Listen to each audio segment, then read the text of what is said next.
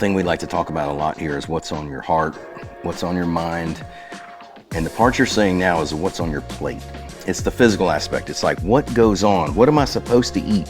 How come I've got this so wrong? Why is my body betraying me? It all starts with insulin resistance. This is why in America we're getting fat, is because there's this little part in our body called a pancreas. Pancreas secretes a hormone called insulin. Whenever I eat a large meal like we do in America, man, you go and supersize me, right? I'm gonna have this flood of insulin in my body, and that actually is meant to be that way, because what insulin does is it goes throughout your body and it reports, it's just a messenger. It tells all the cells. It tells the cells in your muscle. It tells the cells in your liver. It tells the cells in your fat cells. It says, hey, open up and take all this nutrition, basically it's blood sugar that is coursing throughout your veins, take it in and use it for energy.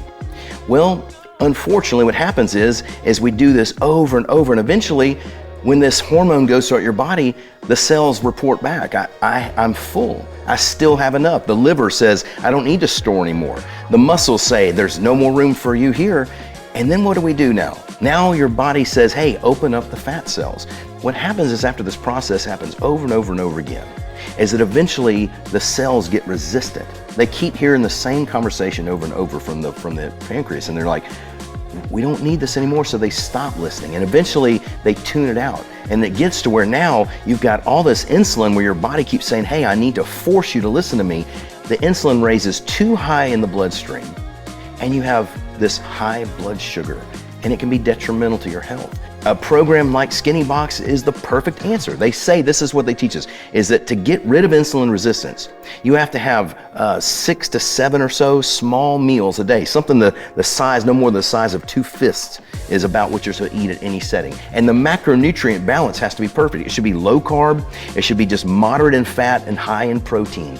And we've learned that when we do this, the body will learn to train itself. It gets more sensitized to that message of insulin.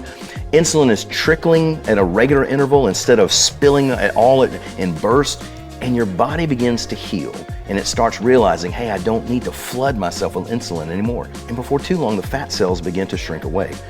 That's the key.